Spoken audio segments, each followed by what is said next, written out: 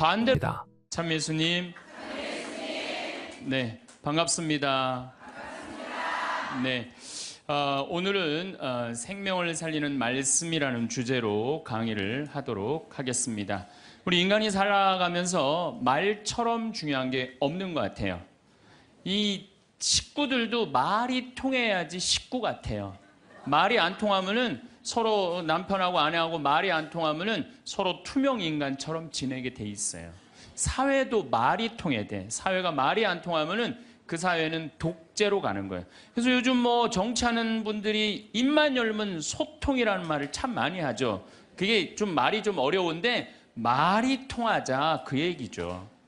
나라도 마찬가지예요. 요즘 일본 사람들이 독도는 자기네 땅이라고 그러는데 이 말이 안 통하는 거야. 말이 안 통하는 거야. 예. 그래서 말이 안 통하면 집안도 붕괴되고, 말이 안 통하면 사회도 붕괴되고, 말이 안 통하면 국가들끼리도 전쟁을 하게 돼 있어요. 인간이라는 인류 역사상 인간에게 말처럼 중요한 건 없는 것 같아요. 또 이 말 한마디에 참 우리는 행복하기도 하고 불행하기도 합니다. 말 한마디에. 근데 이 또 말귀를 못 알아듣는 사람도 너무 많아. 아까도 말씀드렸지만 우리 생태마을에 전화해갖고 많은 분들이 그렇습니다. 거기 생태마을이죠? 네, 생태마을입니다. 생태 팔아요. 이런 분들 너무 많아요. 생태 팔아요. 그래서 우리는 생태 파는 데가 아닙니다. 그러면 그쪽에서 뭐라고 그러냐면은 황태만 취급하세요. 그래요. 황태만 취급하세요. 그래서 우리는 생태 파는 데도 아니고 황태 파는 데도 아니고 천주교 피정집입니다. 그러면은 저쪽에서 뭐라고 그러냐면은 피조개만 취급하신다고요? 말귀 못 알아듣는 경우 참 많은 것 같아요. 그래서 서로 갈등이 생겨요. 똑같은 말을 듣고도 완전히 다르게 알아듣는 경우도 너무너무 많아요. 제가 이번 8월 달에 호주에 강의를 갔어요. 시드니하고 멜버른에. 근데 시드니 이제 강의가 끝나고 신부님이 뭐 블루 마운틴이라는 산을 구경을 시켜주겠대요. 그래서 이제 그 인꼬 부부 두 분이 운전을 하고 신부님하고 나하고 이제 블루 마운틴을 굉장히 멀더라고요. 블루 마운틴을 다녀서 오는데 거리가 또 뭐 공사를 해갖고 차도 막히고 뭐 이래갖고 형제가 운전을 쭉 하고 있는데 돌아오는 길에 형제가 막 졸더라고요. 근데 이 자매가 부부는 참 느낌이 딱 나는 조는지 몰랐는데 그 자매가 여보 지금 당신 졸리지? 그러니까 나 지금 깜빡 졸았어 그러더라고요. 그냥 호주에서 그냥 예. 그러더니 아내가 여보 내가 운전할 테니까 당신 오늘 너무 많이 운전했으니까 뒤에서 좀 자. 그러고 난 다음에 조금 잠 깨면 다시 당신이 운전하면 돼. 근데 이 자매가 사실은 좀 관절염이 있었어요. 그래갖고 손이 막 이렇게 퉁그러졌더라고요. 그러니까 뭐 다리도 아프고 막 아프니까 이 남편은 자기가 아무리 졸려도 아내 운전시키기가 싫으니까 자기가 운전을 한 거죠. 근데 이제 자매가 이제 운전대를 잡았는데 뭐 뒤에서 형제님이 막 코를 골고 주무시더라고요. 그래서 자매님하고 나하고 이제 두런두런 이런 얘기 저런 얘기 하고 그러는데 이제 해가 뉘엿뉘엿 졌어요. 근데 그날따라 보름달이 뜬 거야. 달이 너무 예쁘게 뜨더라고요. 달이 탁 떴는데 그때 이제 형제가 잠에서 깬 거예요. 근데 이 자매가 나하고 이제 대화를 하는 거 아니에요. 근데 신부님 참 달이 참 그랬단 말이야. 달이 참 그랬어요. 달이 참. 달이 참 그랬는데 그때 형제가 깬 거예요. 그래서 형제가 딱 한마디 하더라고요. 경상도 사람인데 와 절이나 그러더라고요. 나는 그 자매가 달이 참 그랬을 때 달이 참 예쁘다는 말을 할 판이구나. 근데 그 형제는 딱 깼을 때 달이 참 그랬을 때 자기 부인 다리가 아픈 줄 알고 관절염이 있으니까 와 철이나 똑같은 말도 완전히 자기식으로 생각하면요 완전히 다르게 들어요. 이게 이렇게 완전히 다르게 들음으로 해서 오해되는 일들이 너무 많아요. 그래서 뭐 수많은 갈등들이 일어나죠. 잘못 알아들어서 자긴 그렇게 알아들었다 이거죠. 또 말 한마디에 사람 인생이 바뀌기도 해요. 말 한마디에. 그 대표적인 사람이 누구냐면 박지성 선수예요. 박지성 선수. 박지성 선수가요 고등학교 때 참 공을 잘 찼대요. 근데 이 박지성 선수의 특징은 뭐냐면은 90분 내내 뛰어다니는 거, 쉬지 않고. 그런데 그 박지성 선수의 가치를 아무도 몰랐어요. 그래갖고 프로팀에서도 박지성 선수를 스카우트해가지 않았고 대학교에서도 박지성 선수를 스카우트해가지 않았어요. 그래갖고 박지성 선수는 너무 공을 차고 싶었는데 이때 명지대학 감독님이 박지성 선수의 가치를 알아봐요. 그래갖고 딱 뽑으려고 그러니까 이미 축구팀은 다 찬 거야. 그래서 보니까 테니스부에 한 명 TO가 남아있는 거야. 그래서 박지성 선수한테 뭐라고 그러냐면은 너 우리 대학교 테니스부로 들어와라. 공은 축구부에 와서 차고. 그래서 박지성 선수는요, 놀랍게도 축구 선수로 대학에 들어간 게 아니라 테니스 선수로 대학을 들어가요. 네. 테니스 선수로 대학을 들어가요. 근데 이 박지성 선수의 이 가치를 누가 알아보느냐 하면 히딩크가 알아봐요. 쭉 다니면서 너무 열심히 뛰거든. 뽑아요. 유명한 프로 선수도 아니고 대학 유명한 유망주도 아니고 박지성 뽑았을 때 히딩크가 많은 욕을 먹었다고 그래요. 그 뭐 맨날 후보로 뛰었죠. 미국 골든컵에서 박지성 선수 뛸 기회가 있는데 또 부상을 입어요. 그러니까 이 박지성 선수 너무 실망해갖고 락카룸에 있는데 히딩크 감독이 통역관을 데리고 와서 뭐라고 딱 1분 떠드는 거예요. 근데 또 박지성 선수가 그때는 영어를 지금은 잘하지만 못 알아듣잖아요. 그래서 통역관한테 지금 저 감독이 나한테 뭐라고 그러는 거냐? 그랬더니 통역관이 하는 말이 박지성 선수 당신은 히딩크, 내가 생각하기에 당신 너무너무 훌륭한 선수가 될 자질을 갖고 있다. 앞으로는 세계적인 스타가 될 것이다. 아무도 주목하지 않았는데 이 히딩크라는 이 감독이 말 한마디에 자기 인생이 그 1분에 자기 인생이 바뀌었다는 거예요. 그 다음부터 플레이를 할 때 자신감을 가지고 플레이를 하기 시작했대요. 점점 박지성 선수의 가치가 드러나면서 여러분들 이 포르투갈전 32강 마지막 경기 했을 때 박지성 선수가 이영표 선수가 공을 차고 가슴에 트래핑을 해갖고 딱 골인을 넣죠. 누구한테 제일 먼저 뛰어가죠? 그렇죠. 히딩크한테 탁 끌어안잖아요. 자기 인생의 멘토, 인생을 운명을 바꿔준 사람이잖아요. 말 한마디에 사람이 운명이 바뀌는 거예요. 그래서 세계 최고의 맨유에 입단까지 하고 박지성 선수는 맨유가 역사가 100년이 넘는데 200회 이상 출장한 92번째 선수가 돼요. 물론 지금은 팀을 이적을 했지만은 정말 아시아인으로서의 최고의 스타가 된 거죠. 세계적인 스타가. 근데 박지성 선수가 자기 자서전에 뭐라고 그러냐면 그 히딩크 감독이 1분의 칭찬이 내 인생을 바꿔놨다고 얘기를 합니다.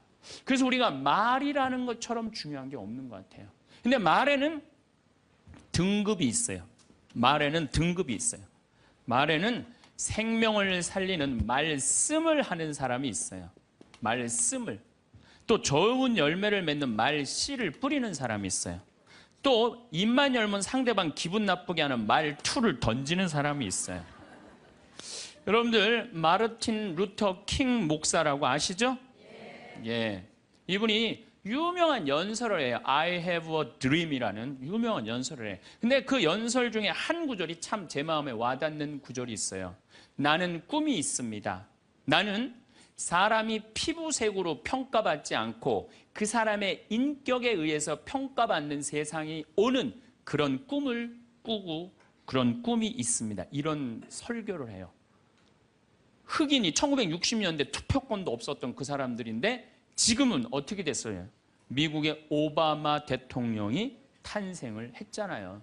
이 명연설, 이건 정말 생명을 살리는 말씀이에요. 말씀.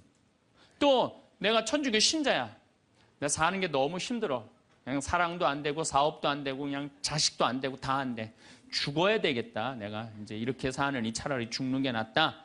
그래갖고 죽기 전에 그래도 내가 천주교 신자니까 마지막으로 미사 참여를 하고 죽어야 되겠다. 그래서 마지막 주일날 저녁 미사를 이제 참여를 했어. 근데 그날따라 신부님 강론 말씀이 어쩌면 내 마음을 그렇게 잘 이해를 하고 나를 위로하고 나한테 용기를 주고 나한테 희망을 심어주는 강론 말씀을 했어. 근데 그 말씀을 듣고 마음이 바뀌었어. 성당문을 탁 열고 나갈 때 내가 왜 죽어? 이 좋은 세상. 내가 열심히 살아봐야지. 그리고 주먹을 불끈 쥐고 세상을 나갈 수 있다면 신부님 강론은 생명을 살리는 말씀이에요. 여기 있는 분들도 아마 그런 주위 분들한테 그런 생명을 살리는 말씀을 해주는 분들 많을 거예요. 좋은 말, 살과 피가 되는 그런 말씀 해주는 분들 많잖아요. 그렇죠? 이 최고급 등급이에요, 말에. 근데 두 번째는 말 씨앗. 말에는 씨가 있어요. 제가 3년 전에 뉴욕에 강의를 갔어요. 그런데 얼마나 많이 모였느냐면 2,000명 정도가 모여요. 2,000명. 엄청나게 많이 모였죠. 강의를 했는데 정말 교우들이 행복하게 강의를 들었어요. 근데 강의를 끝났는데 막 많은 사람들이 악수하고 사진 찍고 하는데 정말로 너무 예쁘게 생긴 아가씨가 원피스를 쫙 입고 날 보더니 싹 미소를 짓더니 다짜고짜 나를 탁 포옹을 하는 거예요. 이게 또 웬 여자냐. 누구시냐고 그랬더니 신부님 저 기억 안 나냐는 거예요. 그래서 기억이 안 나는데 누구시냐고 그랬더니 신부님 제가 초등학교 1학년 때 성당 마당에서 막 뛰어노는데 신부님이 저를 보더니 너는 여자아이가 어쩜 이렇게 말도 잘하고 성격도 좋고 씩씩하고 얼굴도 예쁘니 너 나중에 내가 봐서는 너 커서 어려운 사람 변호해주는 변호사 되겠다. 제가 그랬대요. 그러자마자 얘는 이제 뉴저지라는 뉴욕 바로 아랫동네 뉴저지라는 동네에 이민을 간 거예요. 근데 이민을 가서 자기가 항상 공부할 때마다 그런 생각을 했대. 그 유명한 신부님이 나 변호사 된다고 그랬다. 변호사 된다. 공부 열심히 했대요. 그리고 제가 가던 해 맨하탄에서 지금 변호사 사무실에서 변호사 일을 하고 있다고.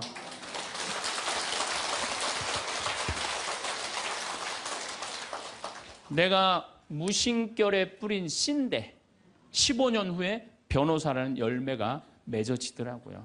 또 작년엔 제가 LA에 강의를 갔어요. LA라고 그러는 거 아니래요. LA라고 발음해야 되는데 LA라고. 네. 근데 LA에 강의를 갔는데 이번에는 더 많이 왔어요. 한 2,500명 정도가 왔어요. 강의가 끝나고 뭐 정말 수많은 분들하고 인사하고 뭐 악수하고 사진 찍고 하는데 이번엔 정말 잘생긴 남자아이야.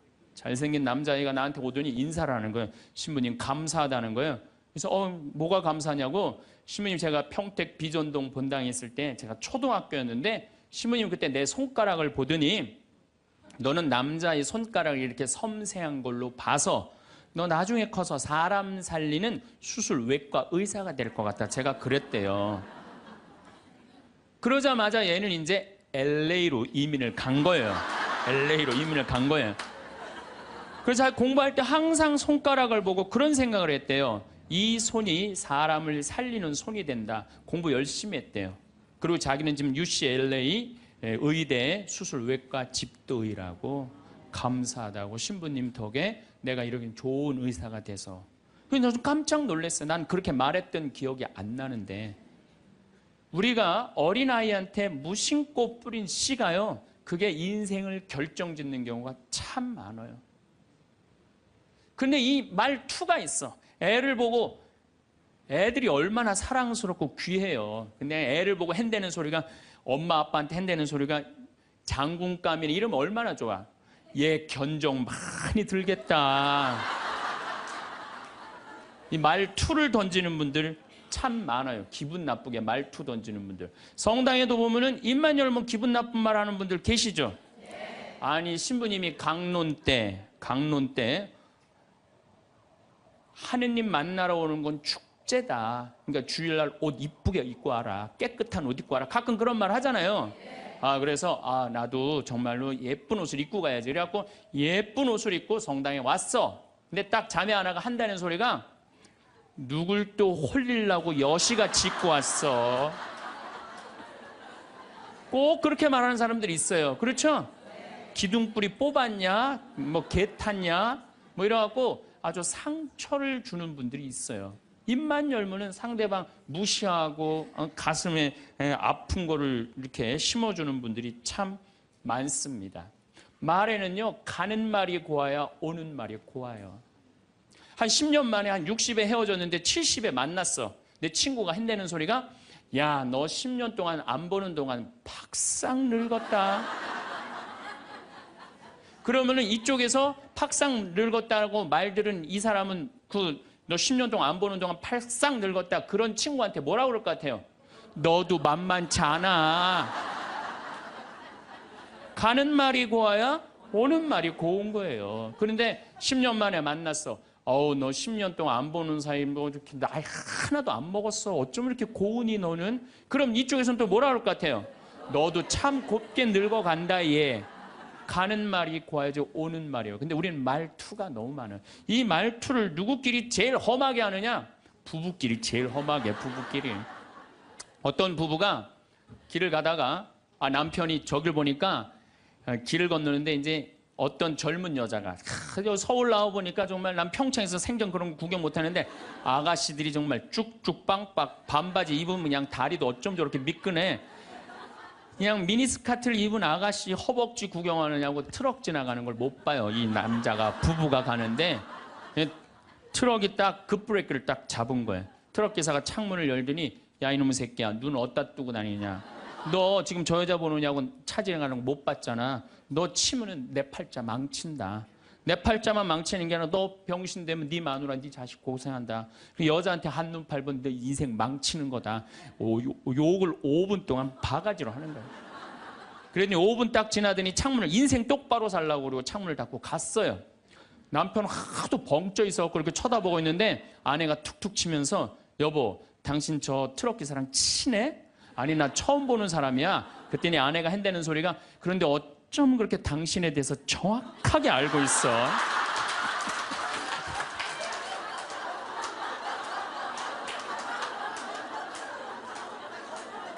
여러분들 그런 경우 많지 않아요? 남편한테 무슨 말을 하면 저 남편이 가슴 아플까? 이것만 골라서 하는 분들 많아요.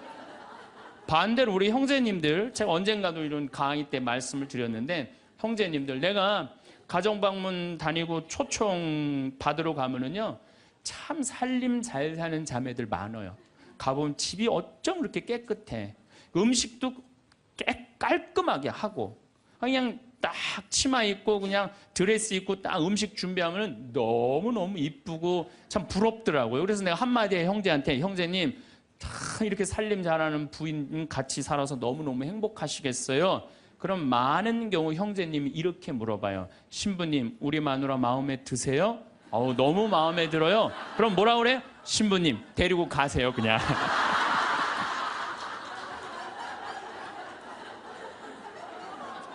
말투야. 우리 마누라 신부님 마음도 예뻐요. 이렇게 얘기하면 얼마나 좋아. 근데 부부끼리 서로 상처나는 말을 골라서 해요. 골라서. 말투죠. 여러분들 자식들한테도 어때요? 애가 공부 좀 못하면 속상하잖아요. 뭐라 그래? 내가 너 같은 거 낳고 좋다고 미역국 끓여 먹은 내가 미친년이다. 엄마인데도 어쩜 그렇게 상처되는 말을 자식한테 골라서 할 수가 있어요? 너 이게 엄마가 막 애가 따지면 이게 죽으려고 그러는 거 살려놨더니 이게 눈 똑바로 뜨고 그냥 엄마한테 덤비는 거 봐. 그때 1살 때 죽을 때 그냥 놔두는 건데 그냥. 그냥 애들 가슴에 멍을 들게 하는 분들이 많아요. 그래서 이번 강의에는 과연 나는 이 귀한 말을 가지고 생명을 살리는 말씀을 하는 사람인가? 아니면 좋은 열매를 맺는 말씨를 뿌리는 사람인가? 아니면 입만 열면은 주위 사람들 가슴에 멍을 들게 하는 말투를 던지는 사람인가? 이 이야기를 3주에 걸쳐서 이야기를 나누고 싶습니다. 자, 30만 년 전에 지구에는 두 종류의 인간이 살았어요. 하나는 네안데르탈인. 이 네안데르탈인은 독일 네안데르탈이라는 계곡에서 발견한 인간의 뼈예요. 또 하나는 호모 사피엔스. 우리 조상은 호모 사피엔스예요. 황인종, 백인종, 흑인종. 우리 조상이에요. 그런데 3만 년 전에 네안데르탈인은 지구에서 영원히 사라졌어요. 그리고 우리 호모 사피엔스만 남아서 지구에 퍼져서 살고 있어요.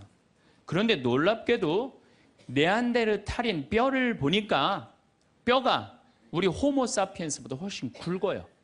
등치도 1m 52, 굉장히 키도 크고 우리는 키도 조그맣고 뼈도 왜소했고.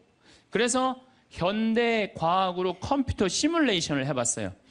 네안데르탈인하고 호모 사피엔스하고 네스링을 시켜봤어요. 그랬더니 컴퓨터 시뮬레이션에서 어떻게 나왔느냐 하면은 네안데르탈인이 호모사피엔스 뼈를 으스러뜨릴 정도로 힘이 좋았어요. 그런데 네안데르탈인은 지구에서 영원히 사라지고 호모사피엔스만 살아남은 거예요. 많은 학자들이 지금 인류학자들이 연구를 하고 있어요. 어떻게 우리가 살아남을 수 있었을까? 호모사피엔스는 바늘을 했대요. 그러니까 이 북쪽으로 이제 유럽에 가갖고 바느질을 막 하면서 추위를 견뎠다는 거예요. 이런 이론도 있고 여러 가지 이론이 있는데 또 언어에 두 가지 이론이 있어. 언어에 두 가지 이론. 하나는 뭐냐면은 네안데르탈인은 이마가 누워 있어요. 이마가. 우린 이마가 튀어나왔고. 여러분들 이마가 누워 있으면요. 발음 기관이 발달하지 않아요. 한번 뉘어보세요. 그리고 말해보세요. 말이 잘 나와요? 안 나와요? 잘 안 나오죠? 발음 기관이 발달하지 않아요. 또 하나는 결정적으로 네안데르탈인은 혀천장이 평평해요. 호모사피엔스는 혀천장이 동그란데. 그러니까 혀천장이 평평한 네안데르탈인은 자음만 발음을 하는 거예요. 자음. 우리는 혀천장이 동그랗기 때문에 모음을 발음해. 아, 에, 이, 오, 우. 이 발음이 되는데 얘네들은 아, 에, 이, 오, 우가 안 되는 거예요. 그러니까 킁킁거리는 거예요. 짐승처럼 으르렁거리는 게만 하는 거예요. 그러니까 저기 산에 사슴을 발견했어. 창을 가지고 야 우리 사슴 잡으러 가자. 이 말을 해야 되는데 네안데르탈인은 모음이 발음이 안 되니까 막 지금 사슴은 잡으러 가야 되고 급한 마음에 으르렁거리는 거죠. 뭐라고 으르렁거리냐면 크크크 치치치 크크크 이러는 거예요. 모음이 발음이 안 되니까 모음이. 그런데 호모사피엔스는 모음이 발음이 되는 거예요. 자, 저기 사슴 있다. 사슴 잡으러 가자. 이게 말이 되는 거예요. 그러니까 20명이 가서 사슴을 잡아요. 마지막에는 어떤 일이 벌어지느냐 하면 호모사피엔스가 네안데르탈인을 잡아먹어요. 네, 마지막으로는 잡아먹어요. 그래서 네안데르탈인은 지구에서 영원히 사라지고 호모사피엔스인 우리만 살아남은 거예요. 말이 통해야 된다는 거예요. 말이 안 통하면 죽는다는 거예요. 집에서도 부부끼리 말이 통해야 돼. 근데 여러분들 부부끼리 답답할 때 많죠? 말 안 통해갖고. 그럴 때 싸울 때 어떻게 싸워요? 크크크 치치치 크크크 이러고 싸우지 않아요? 싸울 때 보면은 그런 부부들 많아요. 그런 부부들. 그런데 기왕하는 말인데 예쁘게 하면 어디 덧나요? 귀향하는 말인데 예쁘게 하면 어디 덧나요? 그런데 2009년에 MBC에서 참 재미난 실험을 했어요. 한글날을 기해서 밥 있죠. 우리가 먹는 밥. 이 밥을 줘서 한쪽 아나운서들한테는 밥아 고마워 사랑해 보고 싶었어 이렇게 말하라고 그런 거예요. 근데 반대쪽 아나운서들한테는 밥한테 뭐라고 그러냐면 꼴배기 싫어 쳐다보기도 싫어 죽어버렸으면 좋겠어 이렇게 말하라고 그런 거예요. 그런데 한 달이 지나고 가서 봤는데 놀라운 일이 벌어진 거예요. 밥아 고마워 사랑해 너 때문에 내가 살아 이렇게 말한 밥은 향기가 나는 하얀 누룩이 핀 거예요. 그런데 쳐다보기 싫어 꼴배기 싫어 죽어버렸으면 좋겠어 이렇게 말한 밥은 미워 이렇게 말한 밥은 새카맣게 썩은 냄새가 나는 새카맣게 향기가 나는 누룩. 여러분들 쳐보세요. 그 실험이 나와요. 향기가 나는 누룩 완전히 썩어버린 밥. 밥도 고맙다 이쁘다 감사다 이러면 향기가 나는데 사람은 어떨 것 같아? 사람 내가 혼배를 한 200상 300상 정도 해줬어요. 200상 300상 정도 해줬는데 혼배를 할 때 내 느끼는 게 어쩜 그렇게 신부들이 하나같이 다 이뻐. 안 이쁜 신부가 없어요. 안 이쁜 신부가. 왜 이쁠까요? 남자가 데이트할 때 뭐라 그래? 보고 싶었어. 사랑해. 난 너 없으면 난 안 될 것 같아. 난 너 없으면 죽을 것 같아. 난 네가 원하는 건 다 해줄 수 있어. 말해봐 원하는 거. 별을 따다 줄까? 달을 따다 줄까? 그럼 여자가 반짝반짝 웃어야 안 웃어요? 반짝반짝. 그 상태에서 결혼하는 거예요. 그래서 신랑 신부들을 보면 그렇게 예쁘고 잘생겨요. 근데 그렇게 예쁘고 잘생긴 신랑 신부를 혼배를 시켜줬는데 10년이 지나고 나면요 그 이쁜 얼굴이 온데간데 없어져요. 막 기미도 끼고 막 죽은 깨도 얼굴에 보이고. 왜 그럴까요? 남편이 뭐라 그럴 것 같아? 그때 내가 눈이 뼈서 너랑 결혼한 거다. 내가 그때 미쳤었다. 나가 죽어라. 우리 이혼하자. 이런 얘기 10년 들으면요. 아무리 예쁜 여자도요. 얼굴 망가지게 돼 있어요. 아무리 예쁜 여자라도. 제가 이렇게 한 50, 60쯤 되신 분들이 그런 게 분명해요. 50, 60 되신 분들 중에 이목구비가 뚜렷하지 않아. 뭐 이쁜 구석이 별로 없는데도 이상하게 이쁜 여자들이 있어요. 이상하게 이쁜 여자들이.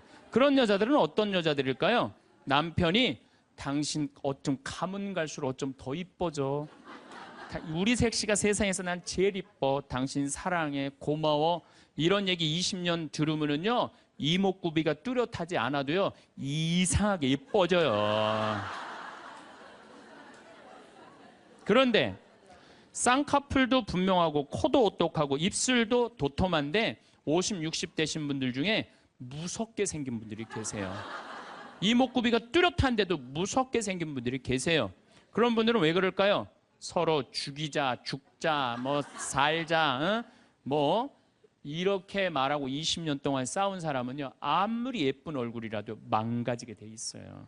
사람은요. 어떤 말을 듣느냐에 따라서 이쁘고 이쁘지 않는 게 결정이 되는 거예요. 여러분들 남편한테 아내한테도 그렇지만 자식한테도 뭐라 그래? 너는 내 자식이 아니라 왼수다.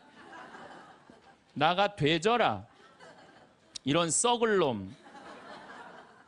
그러면은 자식이 어떻게 될까요? 왼수가 되고요. 바깥에 나가 돌아다니게 되고요. 썩게 돼 있어요. 근데 우리는 엄마들 자식 뜻대로 안 된다고 속상할 때 말을 함부로 하죠. 여러분들 생각을 해봐요. 우리 아들이 있어. 공부 좀 못해. 공부 못하면 어때요? 나는 공부 잘하는 거 그렇게 훌륭하다고 생각 안 해요. 근데 우리는 공부를 못하면 대한민국은 죄인 취급하잖아요. 어쨌든 공부를 못해. 그런데 아들한테 엄마가 괜찮아. 공부 못하면 어때? 이렇게 잘생긴 아들 하느님이 우리 집에 떨어뜨려 줬고 엄마는 밥 안 먹어도 우리 아들만 봐도 배불러. 이런 소리 듣고 자라는 애들은요. 삐뚤어질 수가 없어요. 딸 보고도 이렇게 이쁜 딸 혼자 보기 너무 아깝다. 어쩜 이렇게 이쁜 딸이 얘네들 삐뚤어질 수가 없어요. 남편도 아침에 출근할 때 이렇게 잘생긴 남편을 어떻게 보내? 여보, 내가 나가서 버릴 테니까 당신 집에 있어.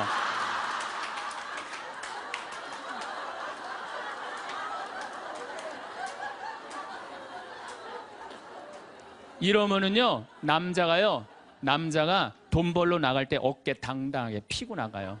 근데 남편 출근할 때 뒷꼭지 대고 오늘 그 돈 안 갖고 들어오려면 집에 들어올 생각 꿈도 꾸지 말라고. 그럼 남자는요, 나가서 어깨 피고 돈 못 벌어요. 말에 복이 있는 거야, 말에 복이 있는 거예요. 어떤 엄마가 입만 열면 아들한테 빌어먹을 놈이에요, 빌어먹을 놈. 야, 이 빌어먹을 놈아, 밥 처먹어라. 근데 초등학교 1학년 때 반에서 1등을 했어. 근데 엄마가 한다는 소리, 빌어먹을 놈 공부 잘하네? 삶이 힘들었나 봐요. 서울대 법대를 합격을 했어. 그랬더니 엄마가 한다는 소리, 우리 빌어먹을 놈 드디어 큰일 해냈네. 근데 엄마는 그리고 돌아가셨어요. 돌아가셨는데 이 아들이 사법고시를 아무리 봐도 안 되는 거예요. 회사에 원서를 넣어도 안 되고 선을 봐도 퇴짜 받고 잘생기고 서울대 법대 나왔는데. 그래서 이상원이라는 그 장명하는 사람한테 가서 물어봤어요. 내 인생이 왜 이러는지 나 모르겠다고. 당신 쭉 살아오면서 무슨 얘기를 많이 듣고 살았느냐? 가만히 생각해보니까 엄마가 입만 열면은 빌어먹을 놈이라고. 그러니까 이 사람은 잘 안 되니까 동료 판사, 변호사, 검사한테 빌어먹기 시작한 거예요. 그게 당신 인생의 몸에 밴 거다. 내가 당신 관상을 보니까 당신은 빌어먹을 놈이 아니라 벌어먹을 상이다. 벌어먹을 상이다. 그래, 내가 왜 빌어먹을 놈이야? 내가 서울대 법대까지 나왔는데. 과외를 시작했어요. 과외를 시작했더니 애들이 너무너무 많이 모이는 거예요. 그래서 학원을 했어요. 학원을 했더니 돈을 너무 많이 버는 거예요, 서울에서. 그랬더니 예쁜 색시가 시집을 오고 지금은 딸 둘을 낳고 행복하게 벌어먹고 살고 있대요.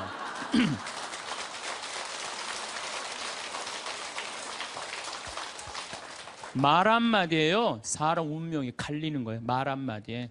여러분들은 자식이나 남편, 아내한테 정말 좋은 말을 해주느냐, 생명을 살리는 말을 하느냐, 좋은 열매를 맺는 말을 하느냐, 이거 생각해봐야 돼요. 여러분들 친구 집에 음식점에 갔어. 음식점에 가서 친구한테 요즘 장사 잘 돼? 그랬더니 친구가 한다는 말이 되는 게 하나도 없어. 이러다가 망할 것 같아, 망할 것 같아. 꼭 남 탓하는 사람 있잖아요. 똥파리만 날려, 똥파리만. 근데 또 다른 친구 식당에 갔어요. 그랬더니 다른 친구가 장사 잘 돼? 남들은 힘들대는데 우리 집엔 단골 손님들이 와갖고 내가 매일 가락시장에 가갖고 신선한 재료로 음식을 준비를 해. 자, 다음에 친구들이 야, 너 우리 개 모임이 있는데 동창 모임 있는데 너 좋은 음식점 있으면은 나 안내 좀 해줘라. 그러면 여러분들 똥파리 날리는 집으로 안내할 것 같아요? 신선한 재료로 음식을 준비하는 집으로 안내할 것 같아요? 그렇죠. 말에는요, 복이 있게 돼 있어요. 제가 10년 전에 이제 강원도 평창 생태마을을 시작을 했어요. 근데 그때 사실은 주교님께서 저한테 어느 대학에 교수로 가라고 그랬어요. 근데 나는 교수보다는 평창에 가서 농사 짓고 살고 싶다. 그래서 주교님 명을 거역을 했어요. 지금 생각하면 철없었던 거였죠. 거역을 하고 내가 평창에 들어가서 이제 살기 시작했어요. 평창에 들어가서 살기 시작했는데 주교님이 반대한 거 아니에요. 평창에 가서 사는데 1년에 한 번 이제 주교님한테 신년 하례식 할 때 주교님이 물어봐요. 황 신부 거기 살만해? 너무 행복해요. 제가 이제 첫째 매주 뛰어갖고 된장, 간장, 고추장 판매하잖아요. 그 찾아오는 사람이 있어요. 팔릴 거 아니에요. 황 신부 농산물 많이 팔려? 너무 많이 팔려요. 황 신부 거기 사람들은 많이 와? 첫 해는 개미 새끼도 안 왔어요. 알아야지 올 거 아니에요. 근데 내가 너무 많이 와요. 저는 제가 생태마을에 살면서 한 번도 생태마을이 사는 게 힘들다, 지겹다, 나 빨리 본당 내보내줘라 그런 소리 한 적이 한 번도 없어요. 그리고 내가 방송에 나가서든 어디 강의 가서든 나는 평창에 사는 게 너무 행복하다. 밤하늘에 별도 예쁘고 요즘은 또 이 물이 풍부해갖고 아침에 물 한 개가 피면요 아침에 일어나면 기가 막혀요. 네. 내가 좋다 아름답다는 얘기만 하니까 강의 듣는 사람들이 무슨 생각할 것 같아요? 한번 가봐야지. 한번 가봐야지. 그러니까 첫 해는 1000명 정도밖에 안 왔는데 작년에는 3만 명이 오르더니 올해는 4만 명까지 지금 왔어요. 4만 명. 사람들이 너무 많이 오는 거예요. 말이 뭐를 불러일으켜? 복을 불러일으키는 거, 복을. 근데 우리 직원들한테도 올 연초에도 회의할 때 그랬어요. 올해 느낌이 너무 좋아. 대박 터질 것 같아. 너희들 열심히 준비해. 근데 내가 우리 직원들한테 회의할 때 니네들 이렇게 하면 망한다. 니네들 똑바로 해. 망할 것 같으니까 똑바로 해. 그럼 이 직원들은요. 집에 가갖고 직장 알아봐요. 곧 망할 직장에 마음이 가겠어요? 그런데 올해 대박 터질 것 같아. 마음이요. 벌써 놓이는 거예요. 그래서 내가 우리 직원들한테 8월 말까지 예약이 2월 달에 차면 내가 니네들 유럽 기차 여행 데려갈게. 내가 그랬어요. 그랬는데 12월까지 예약이 꽉 찬 거예요. 그래갖고 오늘 이 여행 보증금 내라고 왔어요. 그래서 23명 우리 직원들 데리고 내년 유럽에 다 가요. 예.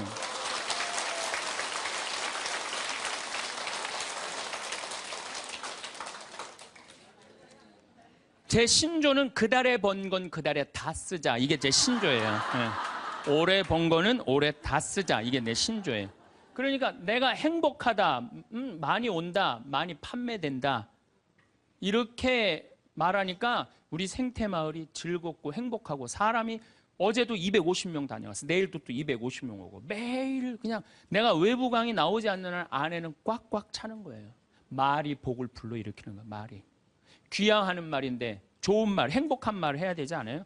근데 우리는 현대인들은 이런 특성이 있어요. 입만 열면은 힘들어 죽겠다, 지겨워 죽겠다, 이렇게 사느니 죽는 게 낫다. 이런 소리 참 많이 해요. 그런 소리 많이 하죠? 또 우리 할머니들 늙으면 죽어야 된다. 이런 소리 많이 하잖아요. 죽으면서 그런 소리 하면은 이쁘긴 한데 죽지도 않으면서 그냥 늙으면 죽어야 된다. 우리 어머니가 60 넘어서 딱 뭐라 그러셨어요? 아유, 늙으면 죽어야 돼. 깜짝 놀랐어요. 내가 효도할 때가 됐는데 벌써 돌아가시면 어떡해. 그래갖고 나는 신부 5년 휴가 동안 정말 거의 내 모든 휴가는 어머니 아버지를 위해서 썼어요. 성지순례, 이스라엘, 그다음에 또 무슨 우리나라 좋대는데 금강산, 무슨 백두산 다 모시고 갔다 왔어요. 죽는다니까 빨리 갔다 와야 될 거 아니에요. 빨리 갔다 와야 될 거 아니야. 그런데 그렇게 60 넘어서 늙으면 죽어야 돼 그 소리를 했는데 깜짝 놀랐는데 요즘은 그 소리 들으면 신경질 난다니까요. 그 소리 하신 지 20년이 지났어요. 20년. 갈 생각을 안 하세요. 아버지는 피부가 더 뺑뺑하고 어머니도 더 고와지세요. 그러니까 죽지도 않을 거면서 힘들어 죽겠다, 지겨워 죽겠다, 사는 게 지겹다. 이게 말이 안 된다는 거죠. 복을 차는 거예요. 여러분들 뭐 2년 전인가 우리 서울교구 시각장애우들 100분이 우리 생태마을에 오셨어요. 정말 그분들 기쁘더라고요. 그래서 내가 뭐가 그렇게 기쁘냐 그랬더니 신분이 우린 눈에 뵈는 게 없어서 행복하다고. 눈에 뵈는 게 없어서 행복하다고. 그런데 그분 네 분이 여러분들 제가 시각장애우들이랑 1년을 같이 살았어요. 상계동에서 1년을 살았는데 너무 잘 알아요. 그분들 뭐 젓가락 비비는 거 뭐 노름도 다 해요. 할 거 다 해요. 뭐 별걸 다 하는데 시각이 이게 어렸을 때 열이 너무 나갖고 시각을 잃어버리는 경우 많거든. 그땐 눈알을 빼요. 이 눈알이 있는 분들이 있고 아예 알을 빼는 분들도 있어요. 근데 이 눈알을 빼면 중증들이에요. 중증들. 눈이 있어도 흐릿하게 보이는 분들도 있어요. 근데 이 눈알을 뺀 내 형제가 우리 생태마을 그 데크, 강이 내려다보는 데크에 서서 이렇게 말하는 거예요. 야, 베드로야, 내가 50년 동안 우리나라 참 많이 다녀봤는데 이렇게 경치 좋은 데는 처음 본다. 그래서 내가 물어봤어요. 아니, 이게 경치 좋은지 당신들이 어떻게 아느냐 그랬더니 신부님, 강물 소리 들리지 않느냐, 강물 소리. 새소리 들리지 않느냐 이거야. 그 다음에 느티나무 바람에 흔들리는 소리 들리지 않느냐. 또 5월 달에 오셨는데 아카시아 향기, 공기, 이렇게 경치 좋은 데는 처음이라는 거야. 얼마 전에도 우리 생태마을에 교수님인데 60에 시력을 잃기 시작해갖고 65세 완전히 시력을 잃으신 교수님이 오셨어요. 근데 그분이 나하고 밥을 먹으면서 이런 말씀을 하시더라고요. 신부님, 저도 오래간만에 새벽에 강물 소리, 너무 듣기 좋은 강물 소리 들어서 3시간 동안 강물 소리에 흠뻑 젖었다는 거예요. 그리고 새벽에 새가 우는데 너무 자기 오래간만에 행복했다고. 근데 여러분들은 이 두 눈으로 온 세상을 다 보면서도 사는 게 지겨워 죽겠어. 이렇게 사느니 죽는 게 나. 눈이 아깝다 이거예요. 눈이 아깝다. 눈알 하나 갈아 끼는데 얼마 들어? 1억 들어. 1억. 2개 갈아 끼면 2억이야. 2억. 지금 난 눈 뜨고 쳐다보고 있는 분들 지금 2억 지금 깔고 있는 거야. 지금 2억.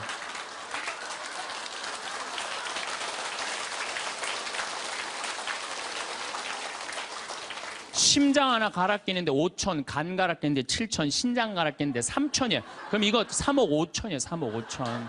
여러분들 팔 하나 이거 의족으로 갈아 끼는데 400이에요. 양팔 800, 양다리 1600. 대충 따지면 여러분 한 5억 정도 되는 거예요. 그리고 더욱이 여기 지금 걸어오신 분은요, 적어도 5억짜리로 지금 끌고 온 거예요. 5억을 갖고. 그리고 여러분들 눈, 다리, 손가락, 발가락 다 붙어있는 식구 4명이 밥을 먹으면은요, 20억이 앉아서 먹는 거, 20억이 앉아서.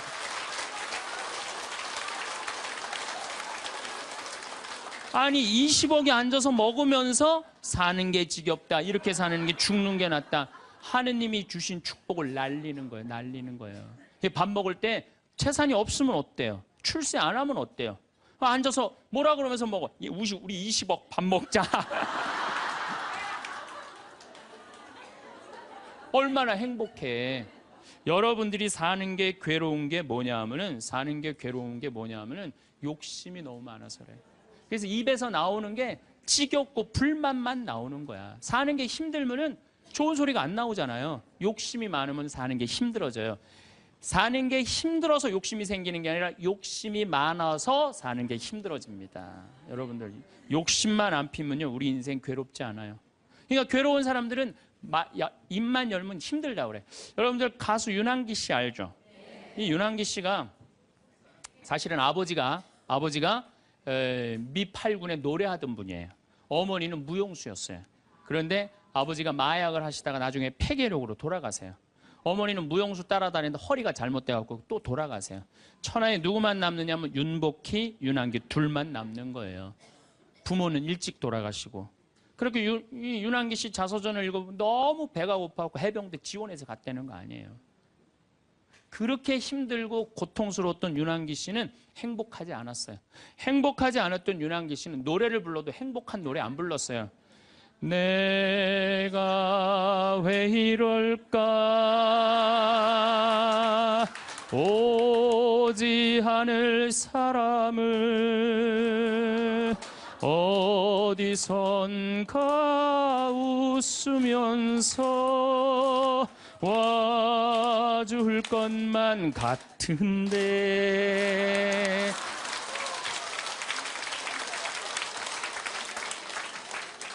행복하지 않았기 때문에 노래를 불러도 행복한 노래를 안 불렀어요. 처음에는 차라리 그 사람을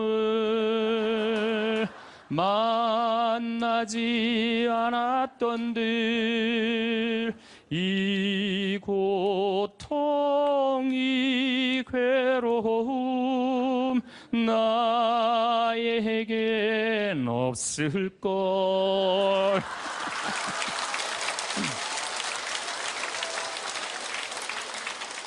행복하지 않았기 때문에 노래도 행복한 노래가 안 나왔던 거죠. 나는 어떡하라고 이런 노래만 불렀어요. 이런 노래만.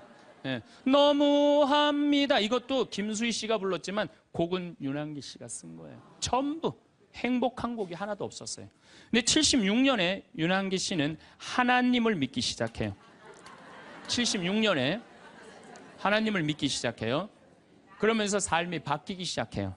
79년에 윤한기 씨, 윤복희 씨가 사랑이 뭐가 잘못되고 굉장히 괴로워해요. 그때 동생을 위해서 이사야전서 37장을 묵상하다가 갑자기 곡을 하나 써요. 여러분들 너무너무 잘 아는 요즘 나가수에서도 유명한 내가 만약 외로울 때면 내가 위로해 줄게. 이게 무슨 소리냐면 내가 만약 외로울 때면 하느님인 내가 너를 위로해 줄게. 그 노래예요. 그 노래. 이게 1절은 한국어 가사가 2절은 영어 가사인데 1절은 그때 하느님이라는 단어를 쓸 수 없었지만 2절에는 하느님이라는 단어를 써요. 너는 나의 영원한 노래야. 야훼는 나의 영원한 노래, 영원한 기쁨이다 이거예요. 내가 외로울 때 누가 위로해 주지? 주님께서 위로해 준다 이거예요. 그리고부터 이 두 분은 인생이 바뀌어요. 이 이후로 윤한기 씨 자서전을 읽어보면 슬픈 노래를 하나도 안 불렀다고 그래요. 아까도 이야기했지만 나는 행복합니다. 나는 행복합니다. 나는 행복합니다. 정말 정말 행복합니다. 그 다음 가사가 뭐냐면 기다리던 그날이 왔어요. 어깨를 활짝 펴고 우리 함께 웃어봐요. 즐겁게 살아봐요. 그런 내용이에요. 그리고 지금 윤한기 씨는 무슨 일을 하고 있느냐. 나이가 70이신데 개신교 예술신학교 목회, 목사님, 총장 역할을 지금 목사님으로 20년 이상을 살면서 세상 사람들한테 행복을 얘기해줘요. 청승을 떨면서 노래를 불렀을 때하고 기쁨을 가지고 노래를 불렀을 때하고 인생이 바뀐다 이거예요. 인생이. 그러니까 여러분들도 제발 성가 좀 청승 좀 떨지 말고 불러라. 네, 청승 좀 떨지 말고 해라. 그런데 이게 누구끼리 제일 서로 죽이는 말을 많이 하느냐. 복을 이제 서로 빌어줘야 되는데, 복을 빌어줘야 되는데, 누구끼리 제일 많이 아픈 말을 하느냐면, 부부끼리 제일 많이 아픈 얘기를 많이 해요. 근데 참, 나도 남자지만은 여자 참 이해하기 힘든 존재예요.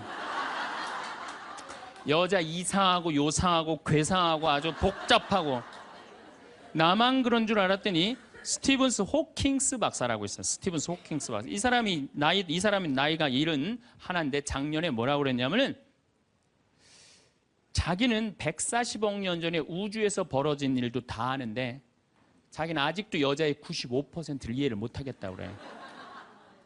아니 그 유명한 사람도 95%를 이해를 못 하겠다고 그러는데 나는 더 모르죠. 네. 여자를 이해하지 못하니까 여자한테 폭력을 쓰는 거예요. 제가 신학교 1학년 때 주일학교 중고등학교 아이들을 데리고 한 20명 정도를 데리고 200명 정도를 데리고 여름 캠프를 갔어요. 우리 때는 4박 5일 가고 그랬어요. 섬강이라는 데를 갔는데 애들이 이제 수요일 날 이제 세 번째 날 전부 이제 강에 들어가는 프로그램이야. 근데 여선생 하나가 고개를 꼬고 안 들어가는 거예요. 그래갖고 아니 다 들어가는데 저 선생은 왜 저 물에 안 들어가느냐. 저 선생 프로그램에 참여시켜라. 빨리 집어넣어라. 그랬더니 다른 선생님들이 어디 학사님 안 된다는 거예요. 저 선생님 오늘 그날이라는 거. 그날.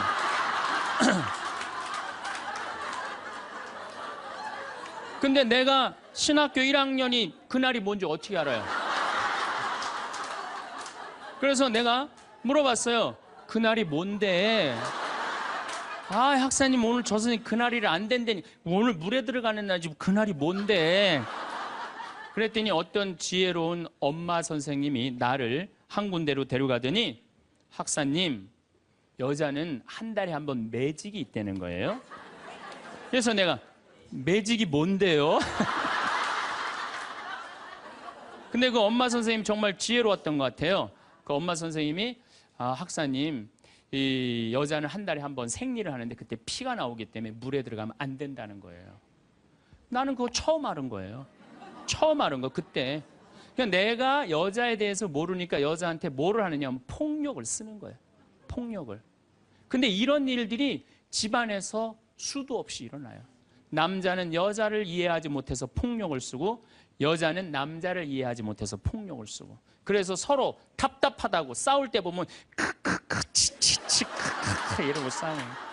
말이 안 통한다고. 그러니까 여자에 대한 생물학적 특징을 알아야 되고 남자에 대한 생물학적 특징을 알아야 되는데 그거에 대해서 서로 모르는 거예요. 근데 이제는 알아야 돼요. 왜 알아야 되느냐 하면은 옛날에는 남자하고 여자하고 20살에 결혼해갖고 50살에 죽었어요. 남자, 여자. 20살에 결혼해갖고 애 한 10 낳다 보면요. 애 낳다가 죽어요. 남자는 애 키우다 죽어요. 갈등이 있을 수가 없어요. 부부라고 그러지만은 한 집에 살지도 않아. 안사람, 바깥사람. 그러고 그냥 사는 거예요. 근데 요즘은 안 죽어. 100살까지. 남자, 여자가 50살서부터 100살까지 서로 이해도 못하면서 한 집에서 50년을 사는 거예요. 서로를 이해를 못하면서. 그러니까 말이 어떤 말이 나와? 상대방한테 가슴에 멍을 들게 하는 말이 나오는 거예요. 멍이 들게 하는 말을. 그래서 다음 시간에는 과연 우리 남자, 여자가 도대체 어떤 특징을 갖고 있기 때문에 서로 크크크 치치치 크크카 하고 싸우는지 왜 남자, 여자가 서로 으르렁거리면서 잡아먹을 듯이 싸우는지 그 이야기를 다음 시간에 하도록 하겠습니다. 감사합니다. 이게 무슨 얘기냐 하면은 참 예수님 네, 지금 생명을 살리는 말씀이라는 주제로 이야기를 나누고 있습니다. 우리 인간은 말이라는 것처럼 중요한 게 없는데 이 말을 잘 사용하느냐 사용하지 못하느냐에 따라서 그 공동체가 행복하기도 하고 그 공동체가 불행하기도 합니다. 내가 또 복을 불러오는 말을 하는 사람이 있고 복을 차는 말을 하는 사람도 있습니다. 그래서 과연 나는 생명을 살리는 말씀을 하는 사람인가? 좋은 열매를 맺는 말 씨를 뿌리는 사람인가? 아니면 입만 열무는 기분 나쁘게 하는 말투를 던지는 사람인가? 이 이야기를 나누고 있습니다. 근데 이게 부부끼리 가장 많은 상처를 주는 것 같아요. 지난주 끝에도 잠깐 말씀드렸듯이 나도 남자지만 참 여자를 이해하기가 힘들어요. 제가 이렇게 한 2년 전에 제가 위암 수술을 했어요. 그래갖고 이제 이 위를 암 환자들은 온도가 42도가 넘어가면 재발하지도 않고 암이 죽는데요. 그래서 이제 제가 찜질방을 잘 가요. 찜질방을 잘 가는데 아주 뜨거운 찜질방을 잘 가는데 얼굴이 알려졌잖아요. 그래갖고 아는 사람들이 많아요. 그래갖고 수건을 뒤집어 쓰고 찜질방에 가서 앉아 있어요. 한쪽 끝에 조용히 쭈그리고 앉아 있어요. 그러면 이제 아줌마 셋이서 들어와서 수다를 떨기 시작하면은 이해할 수 없는 수다를 떨어요. 아줌마 3명이서. 뭐라고 그러냐면은 한 아주머니는 자식 얘기해요. 자식 얘기. 그럼 옆에 아주머니가 자식 얘기하면은 그 자식 얘기를 같이 받아줘야 되는데 옆에 아주머니는 그러거나 말거나 자기는 남편 바람핀 얘기해요. 또 옆에 아줌마는 남편 바람핀 얘기 해거나 말거나 자기는 아파트 산 얘기해요. 주제가 다른 3가지 이야기를 각자 지치지도 않고 30분 동안 계속 하는 거예요. 이해가 안 되더라고요.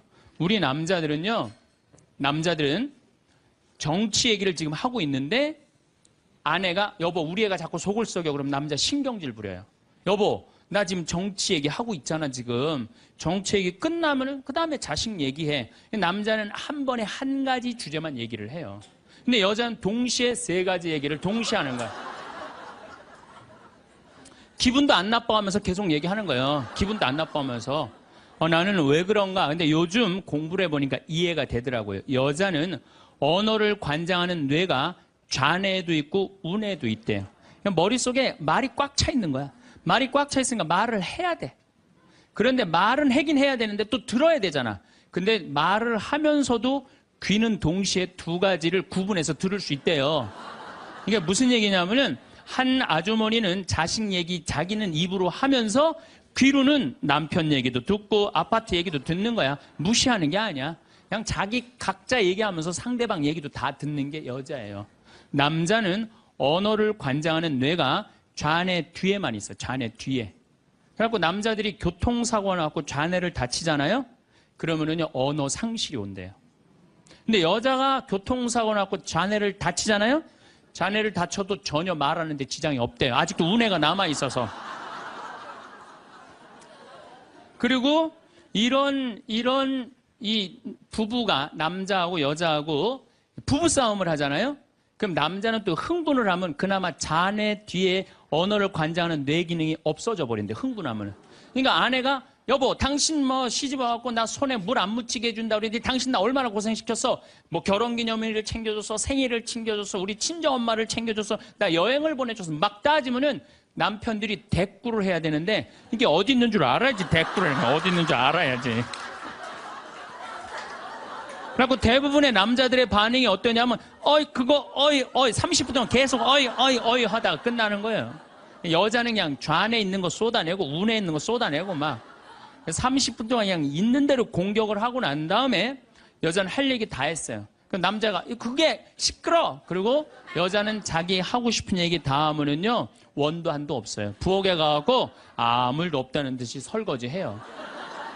그럼 그때부터 남자들이 신경질이 나는 거예요. 왜 신경질이 나냐면 왜 내가 그때 그 적절한 대답을 왜 찾아내지 못했을까? 막 신경질이 나는 거예요. 그래갖고 막 쇼파 던지고 신경질을 부리면은 아내가 부엌에서 아무 일도 없다는 듯이 아내가 한마디 해요. 나와서 이 사람은 무슨 말만 하면 승질을 부린다고. 그러니까 말싸움으로 아내를 이길 수가 없어요. 남자는요 여자하고 말싸움 해갖고 이길 수가 없어요. 나는 우리 천주교 신부 중에 수녀님하고 싸워갖고 이겼다는 신부를 본 적이 없어.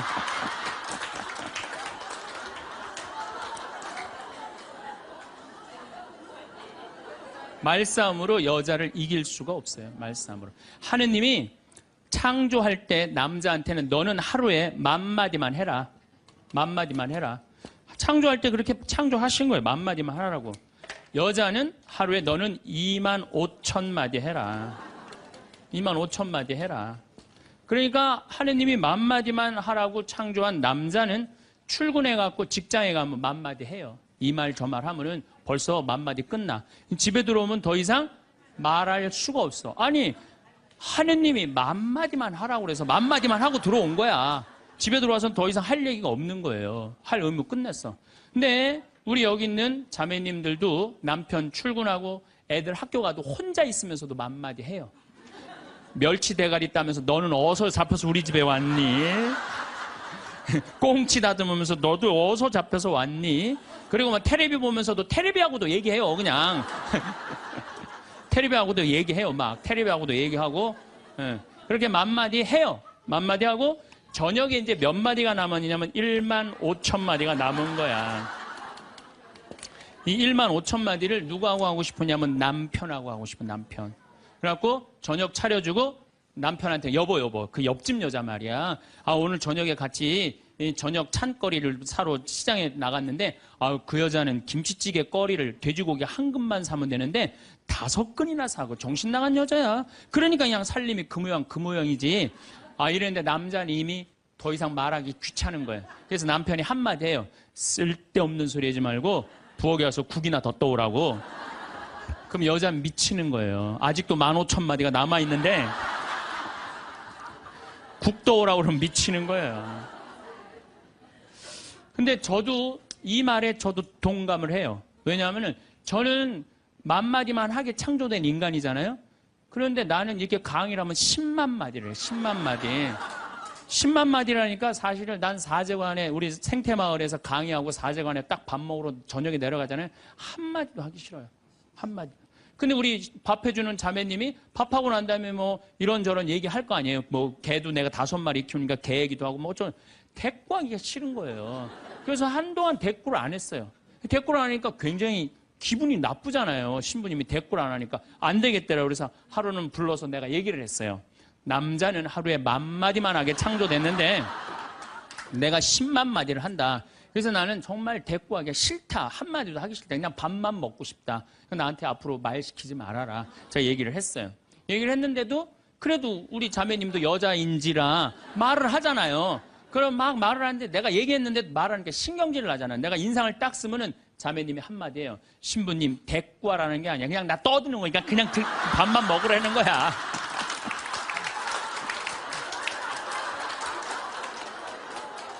이게 뭐냐면은 이게 합의가 된 거예요. 합의가 된 거야. 그러니까 그냥 떠들어 그냥 떠. 난 대꾸 안 하는 거 이해하고 떠드는 거 이해되는 거 서로. 내가 보기에는 많은 부부들이 특히 우리 자매님들이 남편이 막 목석같이 있으면 이런 말을 해. 나는 사는 게 하나도 재미가 없다. 그러죠? 남편이 목석 같으니까. 그런데 남편이 목석이 아니에요. 원래 창조되기를 그렇게 창조된 거예요. 10,000마디만 하게 창조된 거예요. 그러니까 여러분들은 유일한 실수는 10,000마디밖에 할 줄 모르는 인간이랑 결혼한 게 유일한 실수예요. 더 놀라운 건 뭐냐면은 한 아주머니는 자식 얘기하고 한 아주머니는 남편 얘기하고 한 아주머니는 아파트 얘기하면서 손으로는 달걀을 까먹어 간다는 거예요.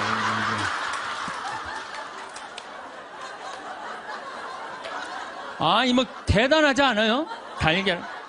여러분들 남편한테 이번 추석 때나 뭐 어느 때 한번 시켜보세요. 달걀 좀 까줘 그러면 남편은 어떻게 하는 줄 알아요? 달걀만 까요. 그것만 쳐다보고. 그 말 시키면 남편이 뭐라 그래요? 지금 달걀 까잖아 지금. 남자는요 한 번에 한 가지밖에 할 줄 몰라요. 동시에 두 가지를 못해요. 근데 여자는 특성상 밥 올려놓고 찌개 올려놓고 다듬어야 되고 나물 다듬어야 되고 반찬해야 되고 동시에 여러 가지를 할 수 있어요. 그래서 집에 전화가 오잖아요. 전화가 오면은 아빠가 전화를 받으면 테레비 소리가 크면은 아빠가 한마디예요. 시끄러워. 테레비 소리 줄여. 그러죠? 또 애들 시끄러우면 아빠 통화하니까 가만히 있으라고 그래요. 그 남자는 전화만 해요. 근데 엄마한테 전화가 오잖아요. 테레비 소리 애들 떠드는 거 전혀 상관없어. 더욱이 어느 정도로 심하냐면 막 통화하면서 텔레비에 딱 어떤 여자가 나오면은 저 여자 이혼했다고 그러더니 나오네.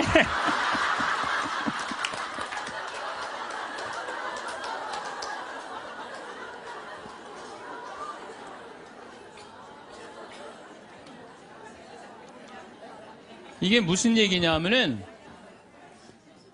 언어에 있어서 여자가 남자보다 뛰어납니다. 언어에 있어서. 제가 한번 뭐 고등학교 강의를 갔는데 한 10년 전 얘기예요. 강의를 갔는데 그해 경기도에 영어 선생님 172명을 뽑았는데 여자가 170명, 남자가 2명 됐대요. 언어에는요 여자가 탁월한 능력을 갖고 있어요. 그러니까 남자는 말주변이 없어.